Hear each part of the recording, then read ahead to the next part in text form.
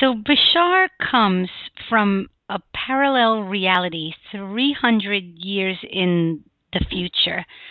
So, what was the primary reason that he decided to come back in time to communicate with us now? Like, what was his primary purpose?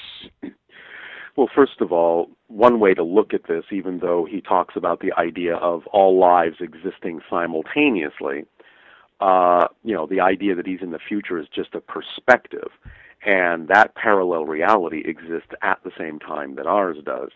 Another way to understand this from a linear perspective, let's say reincarnationally, is that he is one of my future incarnations and I'm one of his past lives. So in that sense, you could say we're the same soul in two different frames of reference.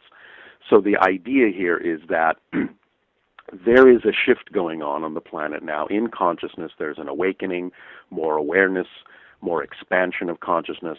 So now is the time that's kind of ripe for delivering a lot of these different perspectives, a lot of these different ideas of how it is we can know that we are creating our reality, how it is we can take more responsibility for the experiences we have in life, how we can make changes in a positive way. And so, in a sense, he knows this is the perfect time to deliver this information in a way that we can best use it to make the kind of changes and create the kind of reality experience that we have said for a long time we prefer. But now we have arrived at the time where we can actually take the actions and make the changes that will actually give us, that will actually create the kind of reality we have for so long said we would like to start experiencing. So he's helping us with that. So 300 years in the future. Have you seen that reality, Darryl? Like what? I have seen images that are representative of whatever it is he talks about when he comes through. So that's one of the reasons I enjoy the channeling so much, is that if he does talk about, let's say, his civilization, or he talks about different probable realities that may happen on the earth, I get to see images and feel what that's like. And that's one of the reasons why we want to make a movie about Bashar and the channeling and all that, because we can depict in the movie what it is I'm actually seeing in my head when he's talking about these things. And I think that that would be really exciting for people to be able to see if we can create representations of those images. So, Darryl, what has become of the Earth 300 years in the future? Well, first of all, understand that as Bashar explains this idea, there's really no such thing as the future. There are an infinite number of probable future realities all existing at the same time. It's really up to us to determine what kind of future we want to have by the choices we make now. And as we make choices, we're constantly shifting to different parallel Earths that are more representative of the choices that we're making, vibrationally speaking. So there is no one fixed future. However, in the idea that Bashar is communicating with us in this way, it's indicative of the idea that he's connected to us in a parallel reality of the Earth that is representative of something that is far more peaceful, far more creative, far more loving, and in that way, we can say that as long as we stay in the vibration that he represents, we will shift ourselves to a parallel Earth and have the kind of an experience we would call a much more positive, much more constructive, much more creative future. So it's really all about what's going on at the present, because from Bashar's perspective, there's no such thing as a prediction of the future. There is only a sensing of the energy that exists at the present when the prediction is made. And if that energy doesn't change, then that will come to pass. But if it does change, we will have a very different experience. So it's up to us to decide what energy we prefer, to stay in that energy, and to constantly shift into parallel versions of Earth that are only reflective of the energy we prefer instead of the energy that we don't. Yeah. So here we are, divine beings, born now in this matrix existing here on Earth, and so many of us have forgotten what our missions were. What tools does Bashar suggest that can help us remember who we are and why we're here? Well, the primary thing in his messages, the bottom line, let's say, of all of his information is the most important thing we can do is to act every single moment that we possibly can on whatever contains the highest amount of joy, the highest amount of excitement. And this is more than just a metaphysical idea.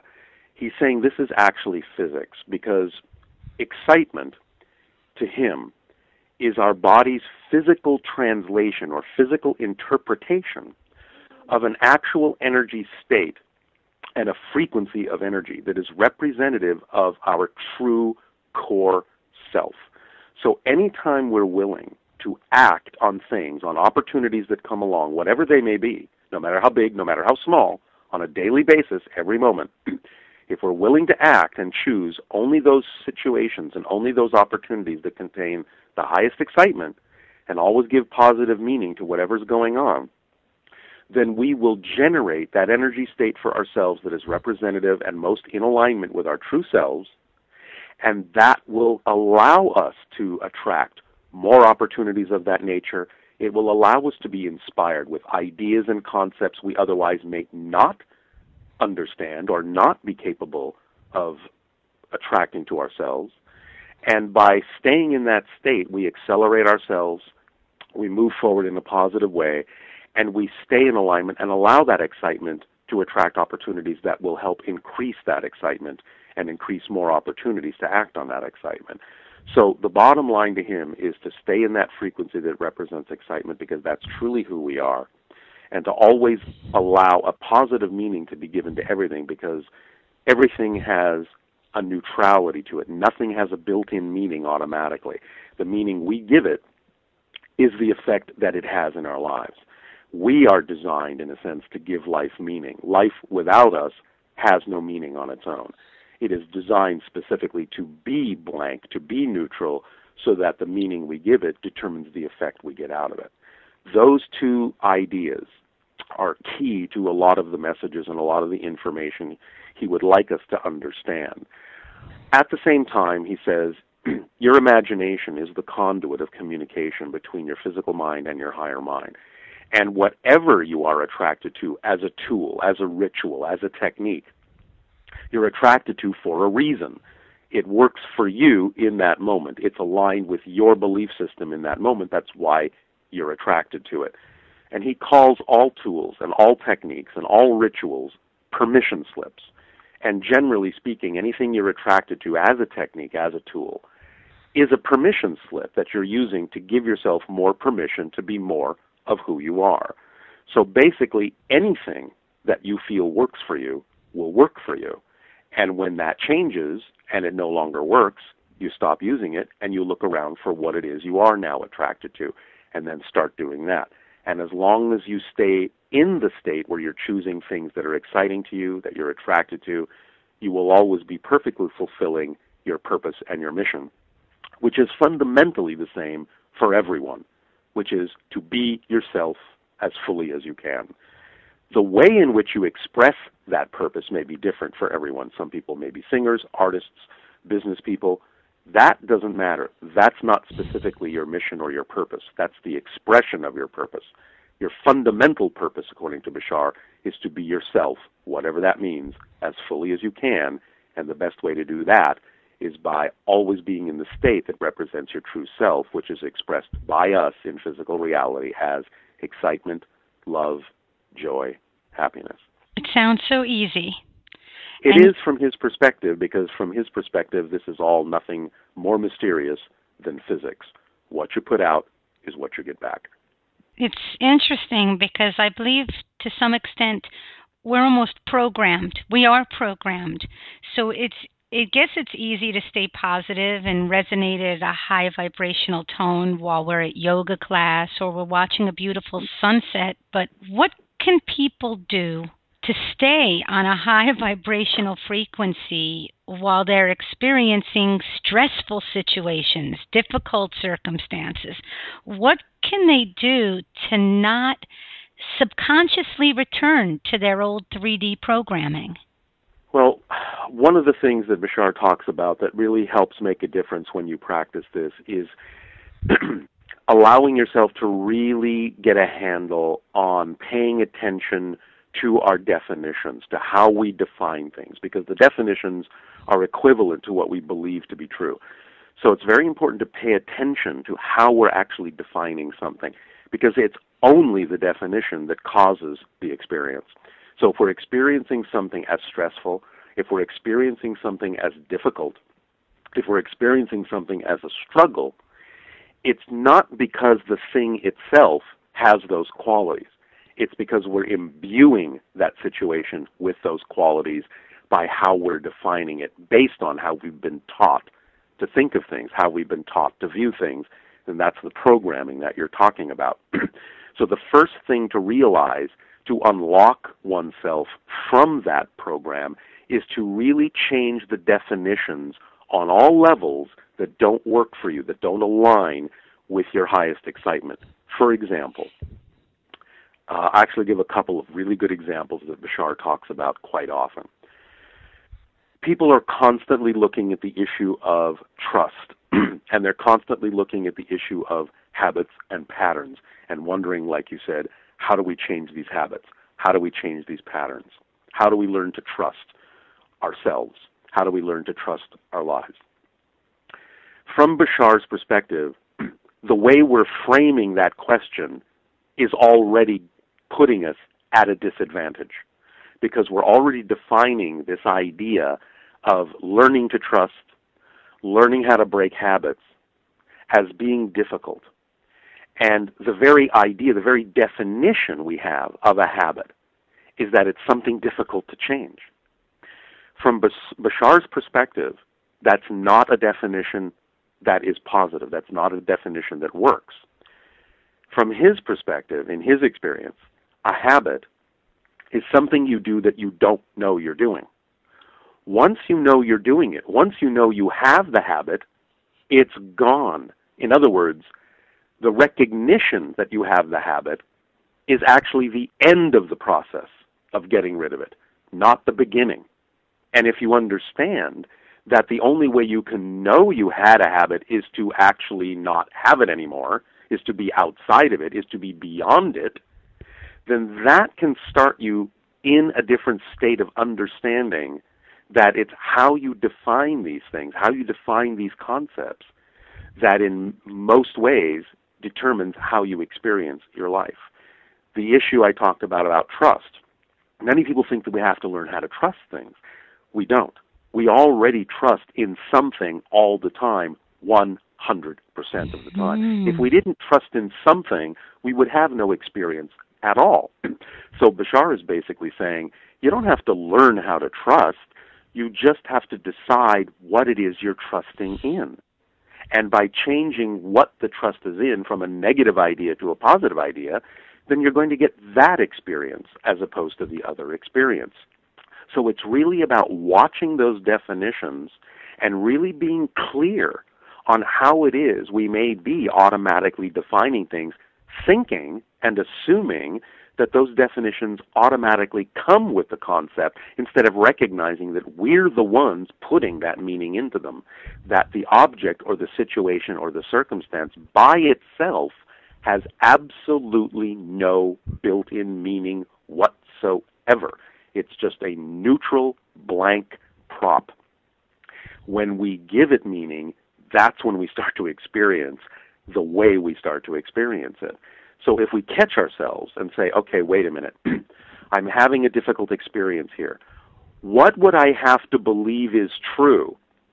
What would I have to define is true about myself in relation to this experience that would allow me to experience it as difficult? When we start asking those kinds of questions and we listen carefully, we will start getting the answers. We will start having conscious recognition of what those definitions are that have been subconscious all this time. And when we find out what those definitions are and bring them into conscious recognition, we start to realize and start to understand that they have nothing to do with us, that we probably did pick them up from our parents, our friends, our society when we were growing up, and that they actually don't belong to us. They belong to other people, but we bought into them. And we believed they were true in order to survive. We took them on because we felt we had to in order to get along with our parents, in order to get along with our friends. And so we bought into these ideas. But now, as we mature, we begin to realize and discover that we've been carrying around belief systems that don't belong to us, that have nothing to do with our true frequencies. Yeah. And that's when we begin to realize, as Bashar sort of puts it in a humorous way, when we hold on to beliefs that don't belong to us, that makes us a belief thief. We're stealing other people's beliefs. We don't want to be thieves. We don't want to steal other people's beliefs. So it's time to drop them. They don't belong to us. It's time to give them back to where they came from and just let them go. Because when he says, when you finally identify a belief that is out of alignment with your true self, it will appear to be nonsensical. It will appear to be illogical because it doesn't belong to you. And as soon as it appears to make no sense that you should hold on to that belief, you will let it go. Spot on, and brilliant. We are almost addicted to emotions. We don't even know why we're feeling what we're feeling or what is happening to us. And so it's to step out, and the emotions that we attach to particular situations and the beliefs that come along with the emotions are what put us in a tizzy. And that was that was so well said. That was so well said. And it's understanding also that we can actually use our emotions to help us get in touch with those beliefs, because it's actually the other way around. It's the emotions that come along with the beliefs. You actually have the belief first, and the belief generates the feeling, which generates the thoughts, which generate our behavior. The idea is that you can actually use a feeling and trace it back to what the belief would have to be in order for you to feel the way you do. So by asking those questions, you can use those things and trace them back to discover what the beliefs are. And once you change the belief, the emotions will change, the thoughts will change, the behaviors will change, all the way up and down the line.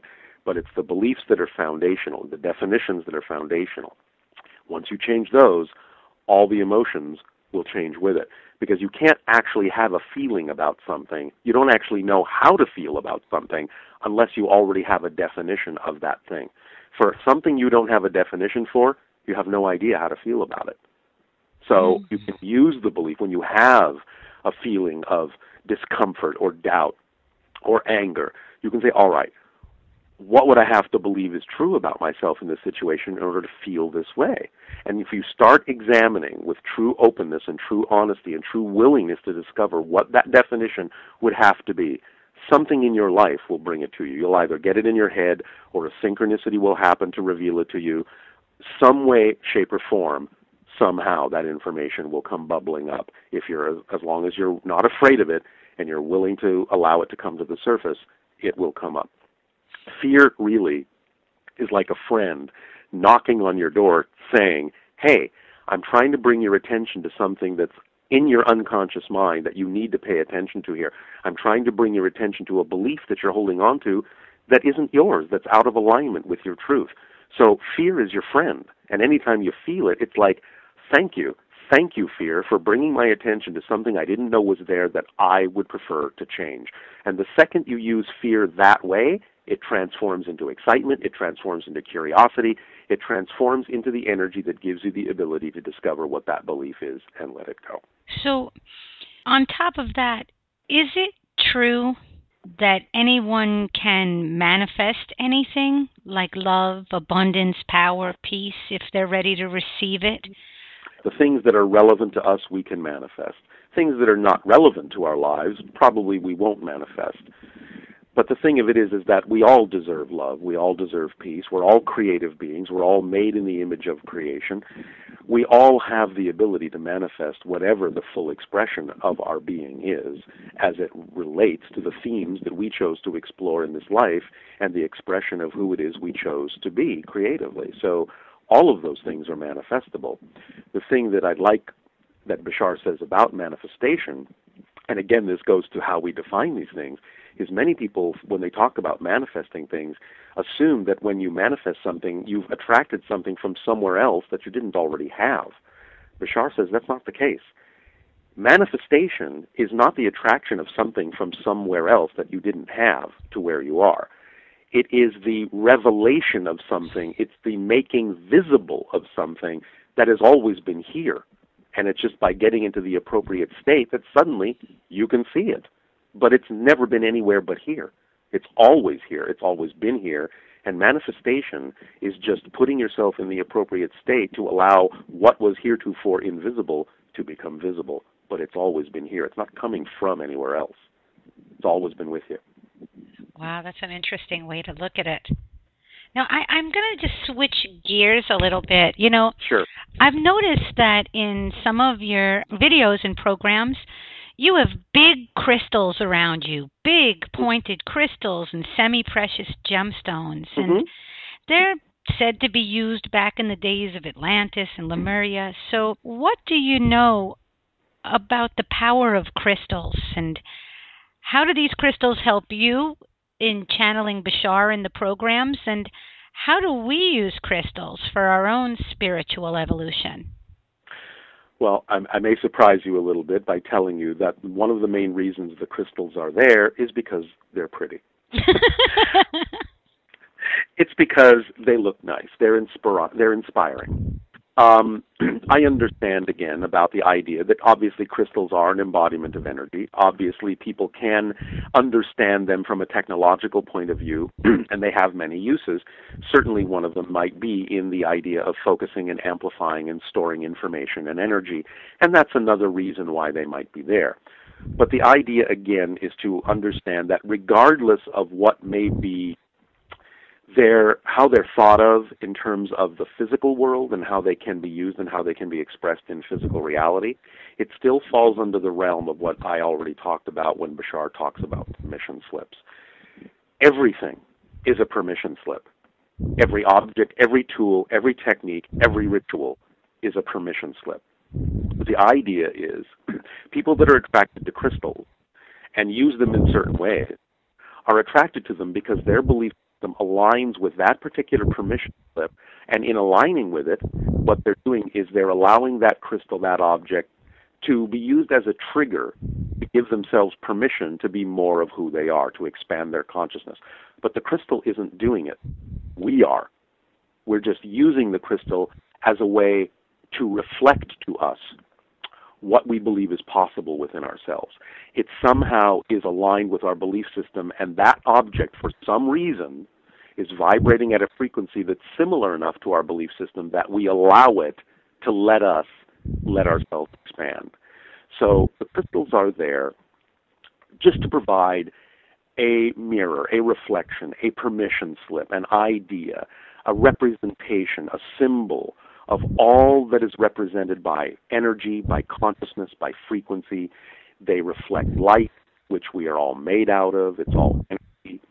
And it's really a permission slip to allow us to decide how we want to use those things. In what way do they spark our imagination? In what way do they inspire us to raise our frequency, to become more, to expand ourselves in whatever way we're excited to? That's really what they're there for. They're just reminders that there's really no difference between those things and what we are, as aspects, facets of the multidimensional crystal of creation. Interesting. Now, I have another kind of abstract question, and it's about the moon. Sure. I'm interested in what it is. Was it created by ETs, or is it a natural celestial formation? And I'm interested in who or what is on or in the moon and how this energy affects us as a human collective. All right. Well, I know that Bashar has talked a little bit about it. He has said, yes, it is a natural body. Our scientists now do, he said, pretty much have it correct that it was created by the collision of another large body with the primeval proto-Earth, and it split off from us. However, at the same time, he also did say there has been extraterrestrial involvement in adjusting the orbit of the moon in order to create a balanced state on the Earth, energetically, gravitationally, with the tides, so on and so forth, to make Earth optimal for life in a certain way. So he has said that there has therefore been activity and interactivity with the moon on the part of extraterrestrials in that way, and that there are certainly extraterrestrial bases that exist here and there on the moon. But it is a natural body that has been adjusted by extraterrestrial technology, according to Bashar, to help balance out the energy on the Earth and make things more conducive for the continuation of life. Is it hollow? No. There are certainly, I think he said, areas in it that contain certain kinds of, I guess you could say, devices that help with the idea of balancing it out. But in that sense, there are large open areas in it, but it's not just like a thin, hollow shell. There is a definite interior to the moon, according to him. That is interesting. Well, I also was wondering, what is Bashar's take on the message that dolphins and whales have for humanity? He talks about this quite often, and one of the things he says is that dolphins, or at least some dolphins, are acting in a way as ambassadors because they give us an opportunity to learn to interact, in a sense, with an alien culture while we're still here on Earth. And it gives us practice for upcoming contact scenarios. They are, in a way, obviously another sentient species on the Earth that has evolved. And so we're living side by side with, another alien species right on our own planet. And how we learn to relate to them and how we learn to communicate with them is going to go a long way toward teaching us how to communicate and relate to other beings from other civilizations as well. He's talked about the idea that many dolphins are actually in telepathic contact with many extraterrestrial civilizations, including non-physical consciousness connected to the star system of Sirius. So he said, if you really want to up your vibration, go and interact with the dolphins because they can teach you very strongly through those interactions, through excitement, through play, and in a variety of ways, how to really expand your vibration and how to help you telepathically connect, not only to them, but to other extraterrestrial civilizations, particularly to the Sirius vibration. Interesting. I love dolphins. So I had to throw that in. Now, another one of these abstract questions I wanted to ask about veganism. I don't know, Darryl, if you're a vegan or a vegetarian, but... Not strictly, no. Okay, so... I follow my body consciousness. I eat relatively light. I mostly eat vegetables. Now and then my body tells me I need a little bit of protein, and so I will eat it in the form of either probably fish or chicken. I think really we all just have to follow what our body consciousness at our particular stage of evolution tells us is correct for us at this moment. I don't think any one way is more spiritual than another.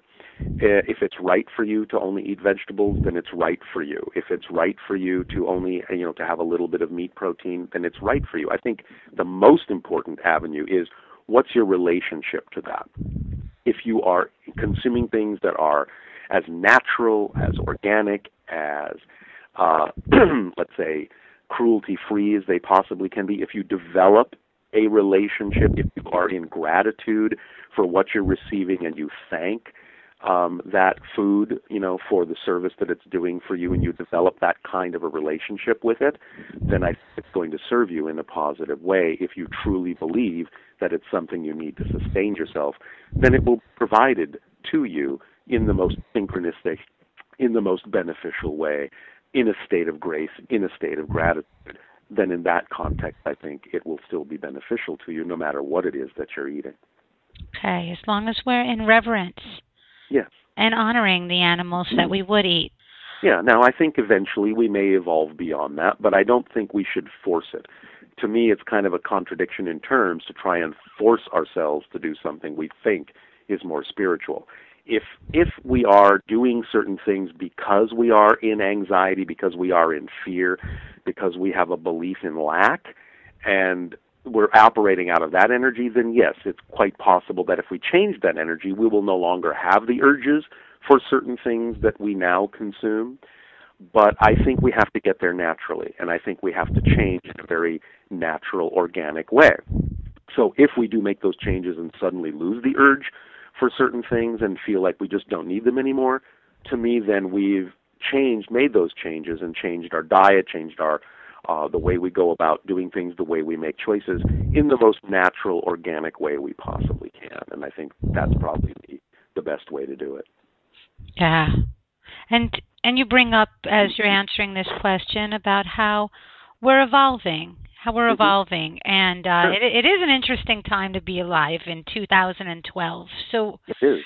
I want to ask, is our DNA evolving now? I've heard that we have a two-stranded DNA.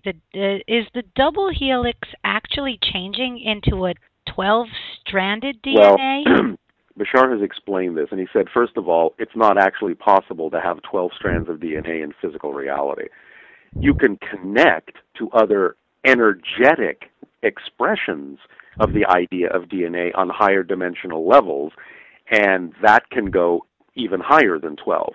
But he said that as far as an actual physicalization in the DNA physical strand itself, the most you can have in physical reality is actually 3 strands. So we're evolving toward that physically, but we're connecting to higher representations, higher dimensional expressions of the DNA energy that are non-physical. They will not manifest physically that way, but we will get the advantage of making those connections. We'll be able to express more energy through ourselves, through the DNA, through different aspects of our cellular being, through our atomic structure, as we upgrade our energy, as we accelerate our frequency. That's according to how he's explained it. Now, as we're ascending, Darryl, are you also experiencing ascension symptoms? Of course. Okay. I mean, I experienced a lot of that, even just getting used to the idea of bringing Bashar's energy through, because his energy, at the beginning especially, was so much stronger than mine. I went through all sorts of symptomology of adjusting to that energy, and it actually took a couple of years for me to get used to even handling the energy coming through. I sometimes use the analogy that it was trying to get Hoover Dam to come through a garden hose. Yeah, I really needed to stretch and open and really let go of a lot of things, but until I did, I experienced a lot of that accelerated energy as aches and pains, flu-like symptoms, all sorts of different things that can actually be representative of an acceleration of energy. But it's experienced that way when there is resistance to that expansion. And as soon as we let go and let that energy through and stop resisting it, then it expands and those symptoms usually go away. Yeah. That is so interesting, because many of us are experiencing these types of ascension symptoms, and these days with solar flares and this quickening now, it's becoming much more commonplace that people are talking about this and understanding it. So it's a beautiful thing to be headed in the right direction. And so today, here we are talking, and it's 9/11. So here we are on 9/11, 2012, 11 years after 9/11, an event known around the world. And I want to ask you, what does Bashar feel really happened? And what should each and every one of us take with us as far as learning and growth from what happened in New York City on September 11th, 2001? He will not address what physically happened. What he has simply said is it's important to take that event and to recognize that it is the product of a combination of a lot of beliefs, a lot of choices that we've made, a lot of things that we've chosen to look at and not look at, that it's certainly the result of holding on to a lot of fear-based beliefs and letting them escalate out of scale, out of our control. And it is important to take events like that and see them as examples of what fear-based beliefs will ultimately result in. And to start really looking at the choices we're making, really start examining alternative ways of going about how we relate to one another, what kind of a world we really want, and how to make choices that will allow us all to move forward in a more beneficial, a peaceful, and constructive way. But we also have to look inward, because a lot of things that are reflected to us in the form we call enemies and attackers all have to do, in many ways, at its fundamental core, with issues of how we are afraid to look at things within ourselves, and we attack ourselves.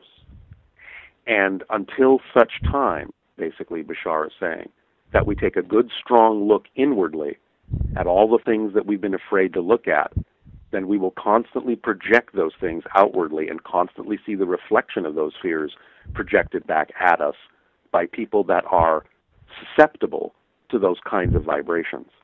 We have to stop thinking of ourselves with a victim mentality, and we have to really start empowering ourselves and empowering everyone to understand that when people try to force their point of view on someone else, when people attack other people, it's only because they actually, ironically, don't believe in the power of what they say they believe in. And if we can start teaching people around the world that people who truly believe in the power of their beliefs will never attack anyone, will never force themselves on anyone, will never be afraid of anything, because they will know what is true for them. And they will not have to run from anything. They will not have to be afraid to interact with anything. But they can also share and act as examples that those that truly believe in the power of their beliefs will never have to attack or force anything on anyone, because that's actually a sign of disbelief in the power of what you say you believe in. This is a very complex psychological idea. It goes, again, very deeply into what we believe about the world, what we've been taught to believe about the world, and it goes into understanding, again, that we can only shift to realities that are reflective of what we believe is most likely to happen and what it is that we're afraid to face. So the worlds that we shift to will always put us in touch with those things, and it's up to us to engage these things in much more positive ways, much more constructive ways, as self-empowered beings that truly believe in the power of positive reality, instead of trying to wrap ourselves, to protect ourselves from all of the negative things we think are trying to get to us, which will only get stronger and stronger unless we truly find our power within and express it in a much more positive way. Wow, absolutely. When we see ourselves as vulnerable, we are. Of course. Now, this doesn't excuse the perpetrators. It doesn't excuse the attackers, because it's their duty to also not be so weak that they succumb to those fears themselves, because people only attack others out of fear.